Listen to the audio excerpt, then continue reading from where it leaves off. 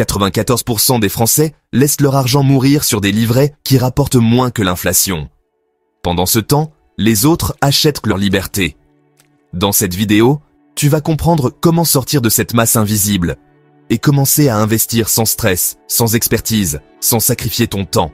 Et à la fin, je te montre la seule stratégie que même Warren Buffett recommande aux débutants. Celle que personne n'applique. Chapitre 1.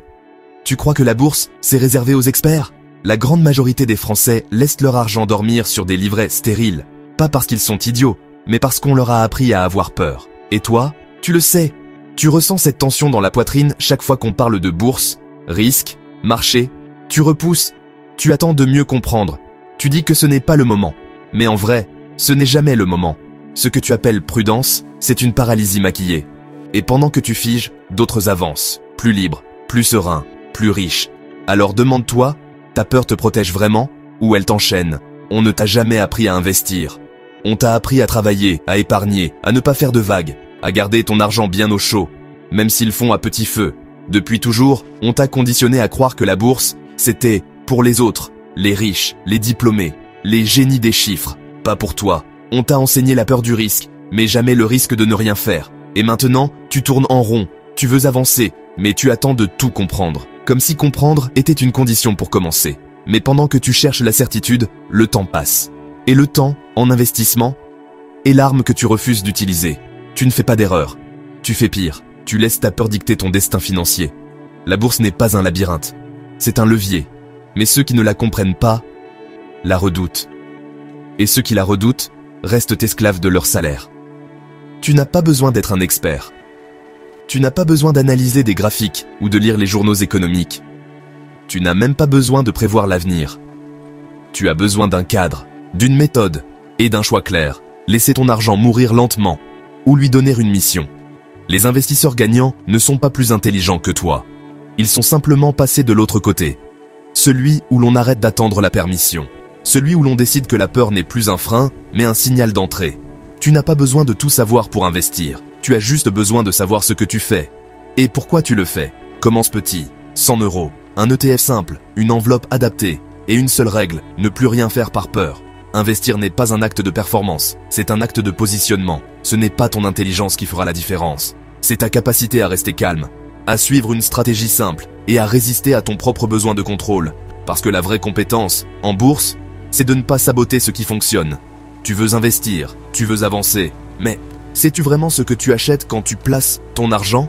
Une action, ce n'est pas juste un nom sur un écran, ce n'est pas un pari, ce n'est pas un ticket de loterie, c'est un acte de propriété. Et si tu ne comprends pas ce que tu possèdes, tu ne possèdes rien. Dans la suite, je vais te montrer ce qu'une action est vraiment, et pourquoi ceux qui l'ont compris n'achètent plus jamais au hasard. Et à partir de là, tout change. Chapitre 2.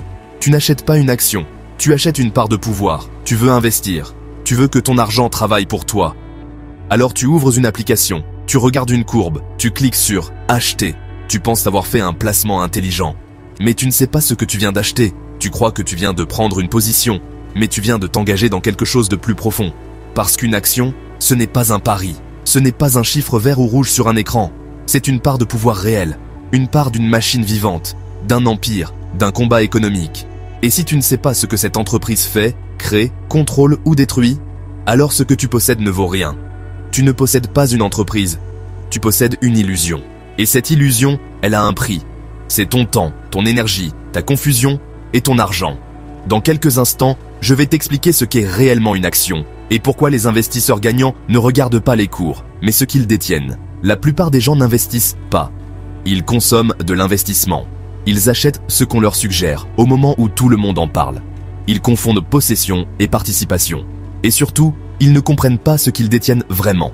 Mais une action, ce n'est pas un ticket pour gagner plus. C'est une prise de position dans le monde réel. Tu participes à un projet, à une logique, à une dynamique de pouvoir. Et plus tu accumules d'actions, plus tu accumules de poids dans cette machine. Quand tu achètes une action Apple, tu n'achètes pas un produit. Tu entres dans le conseil de guerre d'un empire technologique. Quand tu détiens Amazon, tu ne fais pas un pari sur un prix.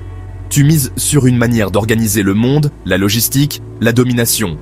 Alors si tu ne sais pas ce que tu finances, tu es manipulé. Et si tu ne sais pas ce que tu possèdes, tu es remplaçable.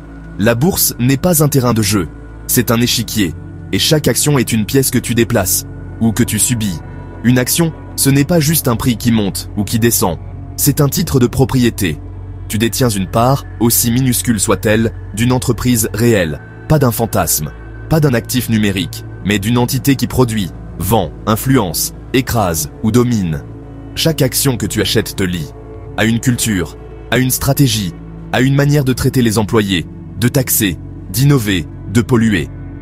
Tu crois peut-être que tu investis pour l'argent, mais l'argent n'est que le sous-produit de ce que tu acceptes de soutenir. Et c'est là que tu comprends la différence entre un investisseur et un suiveur. L'investisseur sait ce qu'il détient, il connaît les entreprises, il sait pourquoi il les choisit. Et même s'il n'en contrôle qu'1 millième de %, il se comporte comme un propriétaire, pas comme un client. Alors demande-toi, est-ce que tu veux posséder ou juste espérer? Est-ce que tu veux t'asseoir à la table ou continuer à applaudir ceux qui l'ont construite? Avant même d'investir un seul euro, pose-toi cette question simple. Qu'est-ce que je suis en train d'acheter? Pas le nom de l'action, pas le prix, mais la réalité derrière. Est-ce une entreprise qui crée ou qui consomme? Est-ce une boîte qui produit quelque chose de durable ou un mirage temporaire? Est-ce une vision long terme ou une opportunité orchestrée pour attirer les naïfs? Tu veux investir intelligemment? Commence par en choisir une seule. Lis ce qu'elle fait. Regarde son secteur, sa mission, ses concurrents. Et surtout, demande-toi si tu serais fier de dire à quelqu'un « Je suis propriétaire d'une part de cette entreprise ». Parce qu'en réalité, tu n'achètes pas une action, tu achètes un alignement. Tu mets ton argent là où tu veux que le monde évolue. Et si tu le fais sans conscience, tu construis un monde que tu ne comprendras jamais. C'est ça, la première compétence d'un investisseur. Savoir ce qu'il détient et l'assumer, même quand tout baisse, même quand tout doute. Parce que ce qu'il possède n'est pas une illusion, mais une conviction. Tu sais maintenant ce que tu achètes. Tu sais que chaque action est un morceau de réalité. Mais ce que tu veux, ce n'est pas juste posséder. Tu veux que ça rapporte. C'est là que tout bascule.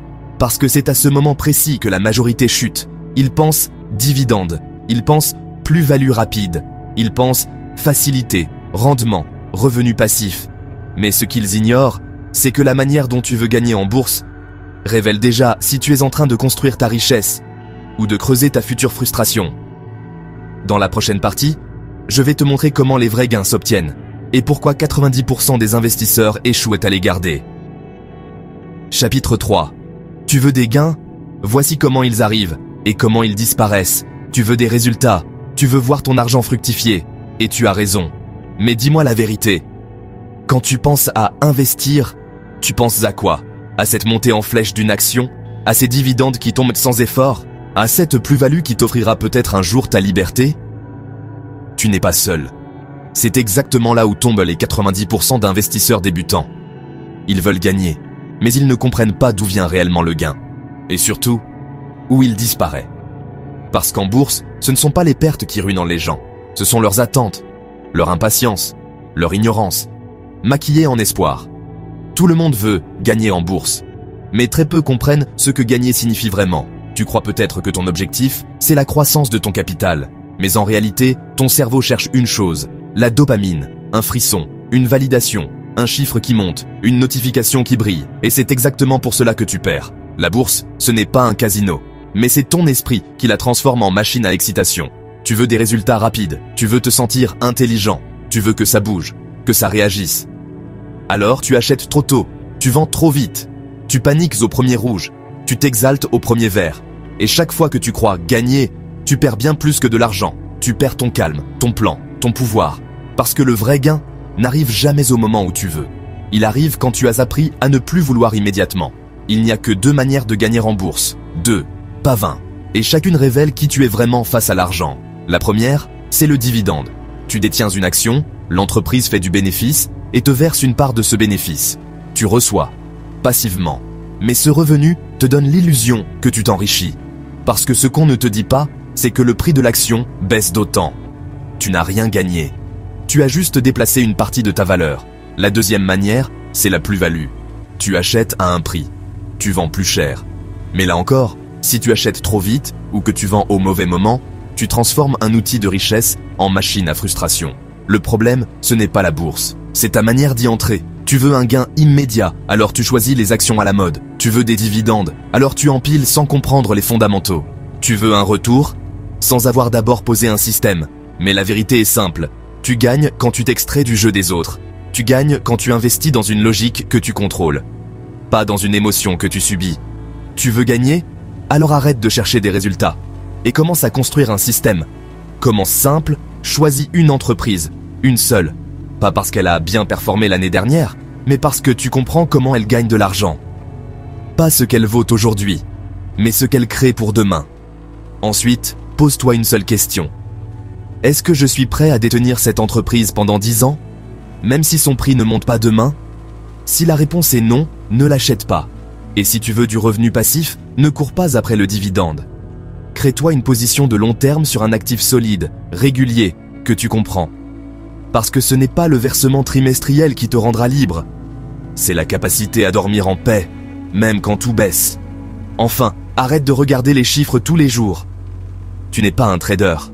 Tu n'es pas un spéculateur. Tu es un constructeur. Et ce que tu bâtis prend du temps. Mais ce que tu éviteras, c'est l'auto-sabotage. Car c'est là que les gains disparaissent. Pas à cause du marché, mais à cause de toi, ou de celui que tu décides de ne plus être. Et c'est ici que le vrai piège se referme. Tu ne perds pas ton argent en bourse parce que le marché chute. Tu le perds parce qu'on vient te le reprendre, légalement. Quand tu t'exposes sans structure, tu ne gagnes pas, tu te fais siphonner. Et ça dérange. Parce que maintenant, on entre dans le territoire invisible de la prédation fiscale. Dans la prochaine partie, on va voir comment l'État, les banques et les intermédiaires te dépouillent discrètement. Et pourquoi une simple décision stratégique peut les neutraliser totalement. Prépare-toi à voir ton portefeuille comme un château ou une passoire. Et ce choix, tu l'as déjà fait, sans même t'en rendre compte. Chapitre 4. Tu veux garder ce que tu gagnes? Apprends à te protéger. Ce que tu gagnes, on peut te le reprendre. Pas par un crack, pas par une escroquerie, par la loi, par les règles du jeu que tu n'as jamais lues et que personne ne t'a jamais enseigné. Tu peux faire 12% de rendement et n'en garder que 5. Ou pire, croire que tu avances alors que tu te fais siphonner à chaque étape. Frais, taxes, prélèvements. C'est une mécanique bien huilée. Invisible, propre, autorisée. Et si tu ne choisis pas la bonne enveloppe, le bon courtier, la bonne stratégie fiscale, tu construis ta liberté. Dans un système qui l'ampute chaque année. Tu veux garder ce que tu gagnes? Alors il va falloir arrêter d'être poli. Et commencer à penser comme quelqu'un qu'on ne peut plus toucher. On t'a peut-être dit que la bourse était risquée, mais personne ne t'a dit que le plus grand risque, c'est de ne pas comprendre ce qu'on te prend. Tu crois que le danger, c'est le marché, la volatilité, les baisses, les crises. Mais non, le vrai danger, c'est l'oubli fiscal, c'est l'intermédiaire trop gourmand, c'est l'assurance vie mal calibrée, c'est le PEA mal utilisé. C'est l'ignorance de ces 3 lettres qui décident de ce que tu gardes et de ce que tu perds. Tu fais 15% de rendement? Très bien. Mais si 6% partent en impôts, 1% en frais de gestion, et que tu ajoutes à ça ton inertie à optimiser, ta liberté se dilue. Et ce n'est pas une erreur spectaculaire. C'est une hémorragie silencieuse. Ce que tu gagnes te rend fort. Mais ce que tu laisses s'échapper te garde pauvre. En investissement, ce n'est pas ce que tu gagnes qui compte. C'est ce que tu arrives à garder. Et ce que tu gardes ne dépend pas du marché. Il dépend de la structure que tu choisis. 3 enveloppes fiscales gouvernent la majorité des placements. Le PEA, le compte titre et l'assurance vie. Chacune avec ses règles, ses pièges, ses avantages. Et si tu les ignores, tu joues au jeu de l'État sans lire les conditions générales. Tu veux du long terme avec un minimum d'impôts? Tu veux sortir de l'argent à un moment précis? Tu veux transmettre ton capital? Chacun de ces objectifs appelle une enveloppe spécifique. Et chaque mauvaise décision te coûte plus cher que tu ne peux l'imaginer. Mais ce n'est pas tout. Derrière l'enveloppe, il y a l'intermédiaire. La banque, le courtier, celui qui prélève un pourcentage discret, année après année. Et à long terme, ces 0,5% de frais peuvent représenter des dizaines de milliers d'euros volés à ton futur. Tu crois investir. Mais si tu ne maîtrises pas la structure, tu travailles pour le système, pas pour toi. Commence par faire ce que personne ne fait. Lisse les règles avant de jouer. Si ton objectif est long terme, choisis le PEA. 0 impôt sur les plus-values après 5 ans. Un des seuls outils en France qui te récompense pour ta patience. Mais attention, ce n'est pas une enveloppe par défaut. C'est une forteresse fiscale. À condition que tu restes aligné avec ces contraintes. Si tu veux de la flexibilité totale, tu passes par un compte titres ordinaire. Tu peux tout acheter, tout vendre. Mais chaque mouvement est imposé comme un revenu. Chaque clic peut te coûter plus cher que tu ne penses. L'assurance vie, utilise-la pour transmettre, pas pour investir. Elle coûte cher. Elle est lente. mais elle protège ton capital si tu sais l'utiliser comme un levier successoral. Et au-delà de l'enveloppe, regarde l'intermédiaire. Ne choisis pas ta banque parce que tu y es déjà client. Choisis ton courtier comme tu choisirais un chirurgien. Frais, transparence, efficacité. Parce que 0,6% de frais de gestion annuels, sur 20 ans, peuvent te voler une décennie de liberté. Tu veux garder ce que tu gagnes? Alors structure-toi comme un professionnel. Et surtout, ne laisse plus personne toucher ton capital, sans t'en rendre compte. Tu viens de comprendre que ce que tu gagnes peut être repris, pas par erreur, mais par structure. Frais invisibles, fiscalité mal maîtrisée, mauvais intermédiaire. Tu pensais avancer, mais chaque mouvement t'épuisait à petit feu. Et ça, ce n'est pas une perte. C'est une saignée volontaire. Mais voici le vrai paradoxe. Tu peux tout optimiser, tout structurer, et quand même tout perdre. Parce qu'il y a un ennemi plus ancien, plus profond, plus sournois, le risque, et pas n'importe quel risque. Celui que tu refuses de regarder. Celui que tu ne vois pas, jusqu'à ce qu'il t'engloutisse. Dans la prochaine partie, tu vas découvrir les deux formes de risque qui te menacent. Et pourquoi seul ton comportement peut les désarmer. Prépare-toi à changer de posture. Non plus comme un investisseur qui espère, mais comme un stratège qui ne veut plus jamais mendier la sécurité. Chapitre 5. Tu veux la performance? Tu dois faire face au risque. Tu veux des résultats, des chiffres, de la croissance, de la performance. Mais tu ne veux pas de turbulence, pas d'instabilité, pas de baisse, pas de douleur. Tu veux monter sans jamais trembler. Mais la vérité, c'est celle-ci. La performance naît du risque. Et si tu refuses le risque, tu refuses aussi la récompense. Le problème, ce n'est pas que la bourse est dangereuse. C'est que tu n'as jamais appris à lire le danger. Tu confonds fluctuation et perte. Tu confonds volatilité et échec. Et tant que tu n'as pas identifié les vrais risques, tu vas te battre contre des ombres, pendant que la vraie menace s'installe en silence. Dans quelques instants, tu vas découvrir les deux types de risques qui détruisent des portefeuilles entiers et pourquoi ceux qui réussissent ne sont pas ceux qui évitent le danger, mais ceux qui savent le dompter.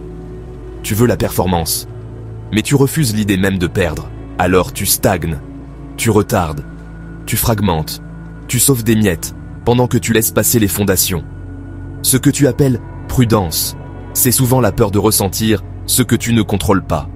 Et pourtant, le risque n'est pas une anomalie, c'est la monnaie d'échange de ta liberté future. Tu veux un rendement supérieur à l'inflation? Tu veux sortir du salariat, accumuler du capital, vivre mieux? Alors tu dois accepter ce principe fondamental. Chaque gain légitime est adossé à une incertitude. Mais attention, le problème n'est pas dans le risque lui-même. Il est dans l'ignorance de sa forme. Il existe des risques visibles que tout le monde redoute, et des risques invisibles que seuls les stratèges anticipent. Et tant que tu ne les distingues pas, tu seras soit paralysé, soit exposé, mais jamais aligné, et donc jamais serein. En bourse, il y a deux ennemis, deux formes de risques, et l'erreur fatale, c'est de les confondre, ou de les ignorer. Le premier, c'est le risque spécifique. Il est concentré, ciblé. C'est celui qui détruit une entreprise, un secteur, un pays. Tu investis sur une seule action. Elle chute, elle disparaît, elle fait faillite. Et avec elle, ton argent aussi. Ce risque-là est cruel, mais simple à comprendre. Et surtout, il est facile à neutraliser. Il suffit d'un mot, diversification, répartir, diluer, respirer, ne pas mettre ton destin entre les mains d'un seul acteur économique. Mais l'autre risque est plus sournois, le risque de marché. Lui, tu ne peux pas l'éviter. Tu peux le traverser, l'absorber, le contenir, mais jamais l'effacer. C'est la crise mondiale. C'est l'effondrement temporaire. C'est la tempête qui frappe tout le monde, même les plus prudents. Et si tu ne sais pas le gérer, tu paniqueras, tu vendras, tu fuiras, et tu offriras ta performance à ceux qui savent rester. Voilà ce qu'il faut retenir. Le risque spécifique se contourne, le risque de marché se traverse.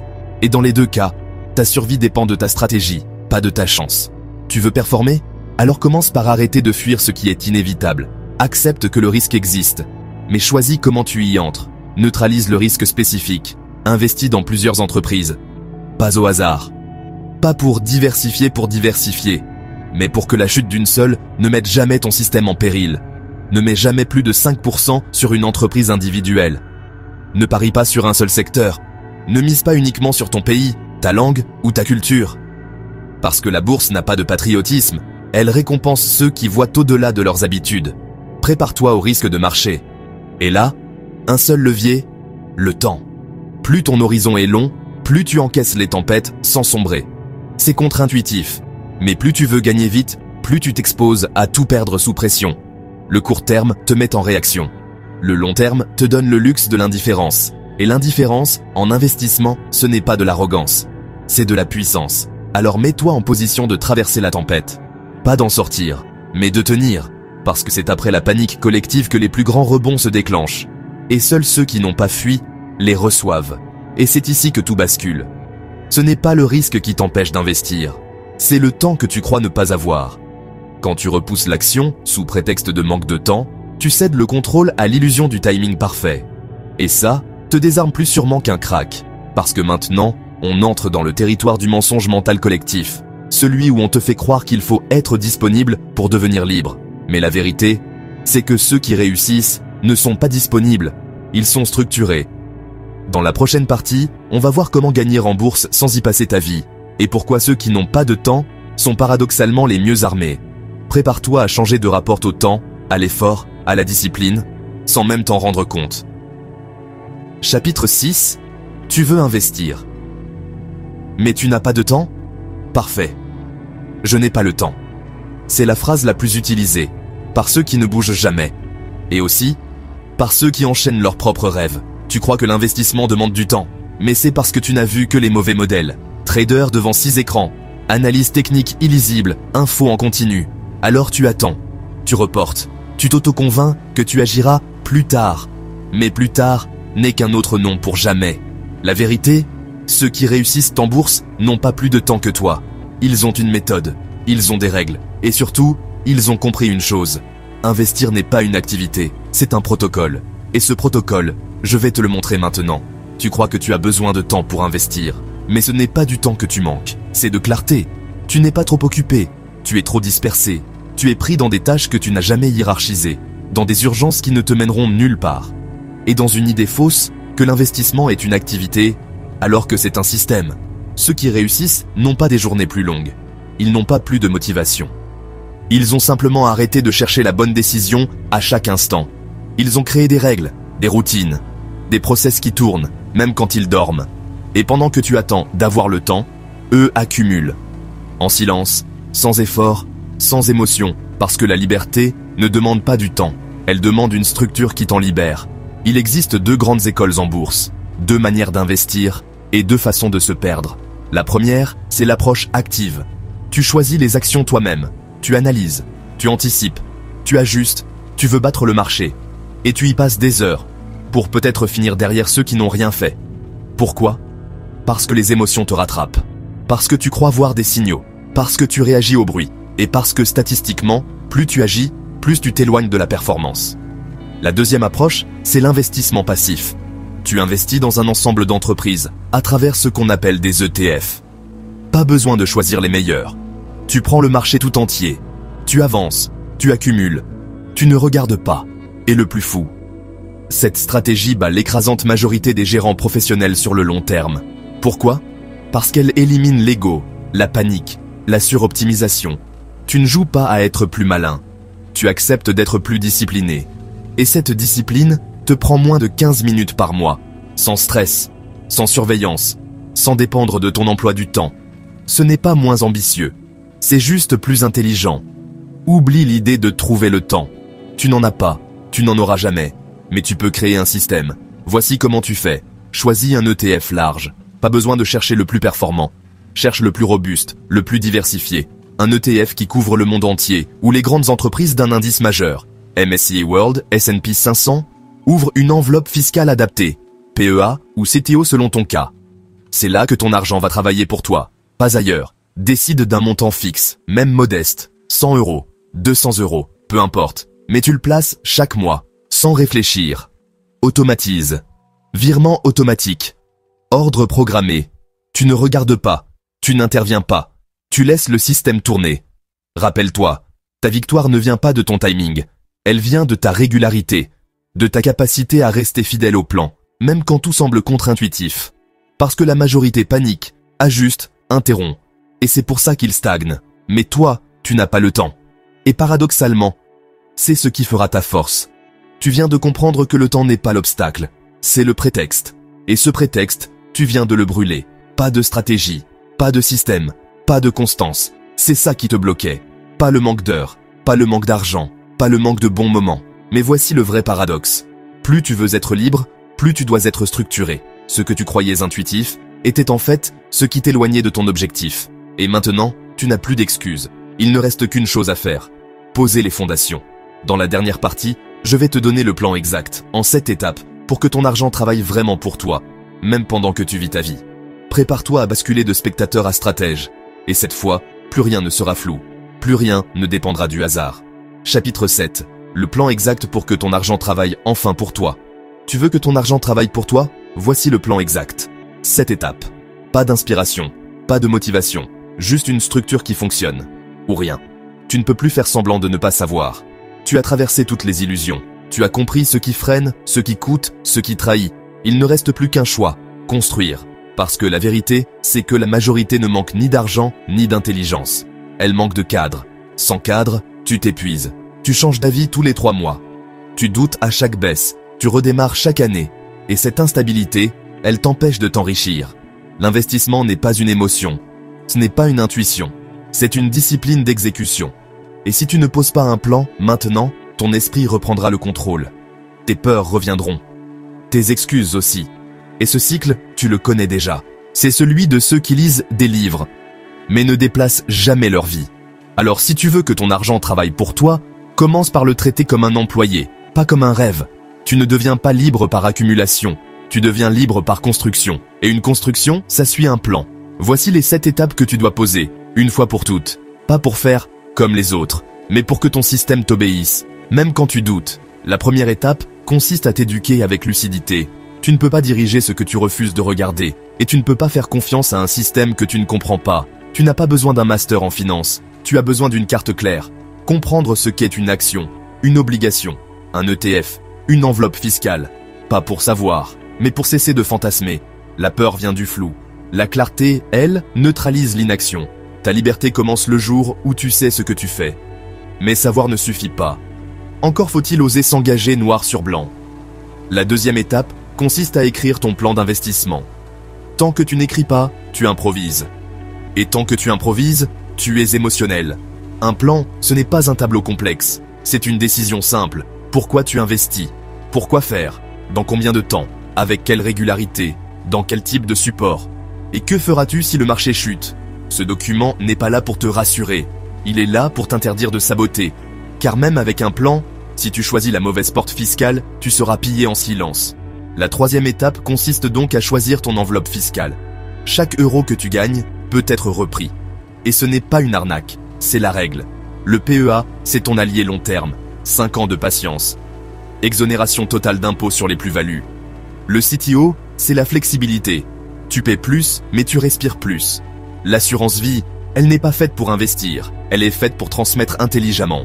Ta richesse dépend autant de ce que tu produis que de ce que tu refuses de te faire reprendre. Et même si tu choisis la bonne enveloppe, le mauvais intermédiaire peut te voler à chaque clic. La quatrième étape consiste donc à sélectionner ton intermédiaire. Ta banque n'est pas neutre, ton courtier non plus. Chaque plateforme vise sur les frais que tu ne regardes pas. Compare, analyse, calcule. Un courtier low cost peut te faire gagner plusieurs milliers d'euros. Non pas en performance, mais en non-dilution de ton effort. Fais de la transparence ta priorité. Parce que ce que tu ne vois pas, tu le paies quand même. Alors, au lieu de chercher la prochaine opportunité, il est temps de comprendre ce que les riches utilisent pour ne plus chercher. La cinquième étape consiste à baser ta stratégie en bourse sur des ETF. Ce n'est pas ennuyeux, c'est intelligent. Un ETF, c'est un panier, un concentré de centaines, parfois milliers d'entreprises en une seule ligne. C'est de la diversification automatisée, c'est de la performance alignée sur les marchés globaux. C'est la fin des paris émotionnels sur la prochaine pépite. Tu ne cherches plus à battre le marché, tu choisis de ne plus en être la victime. Mais même la meilleure stratégie ne vaut rien si tu dois y penser chaque mois. La sixième étape consiste donc à automatiser tes investissements mensuels. La liberté financière n'est pas une émotion, c'est une répétition. Ce que tu fais une fois a peu d'impact. Ce que tu fais chaque mois change une vie, même un petit montant, même irrégulier, mais automatique, programmé, oublié. Ton cerveau doit être sorti du processus, parce que c'est lui, ton plus grand saboteur. Automatiser, c'est interdire d'échouer, par fatigue ou distraction. Car une fois le système en place, Le seul ennemi qui reste, c'est toi. La dernière étape consiste donc à détruire toute émotion.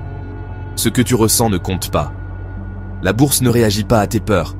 Elle les exploite. Tu dois devenir froid, méthodique, patient.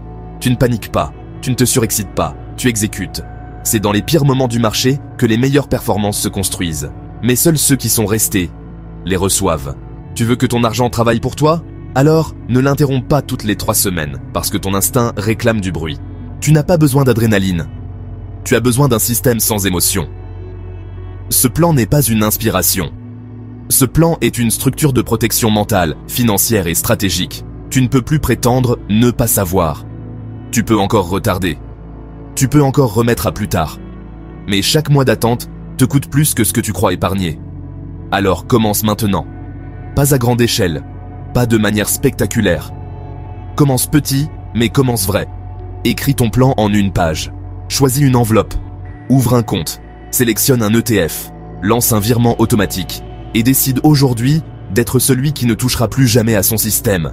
Pas parce qu'il est parfait, mais parce qu'il est cohérent avec la personne que tu veux devenir. Tu ne contrôles pas les marchés. Tu ne contrôles pas l'économie. Mais tu peux construire un système que même la tempête n'ébranlera pas. Et si tu le fais maintenant, alors pour la première fois, ce n'est plus toi qui travailles pour l'argent. C'est lui qui commence à travailler pour toi. Tu penses peut-être que tu as tout compris.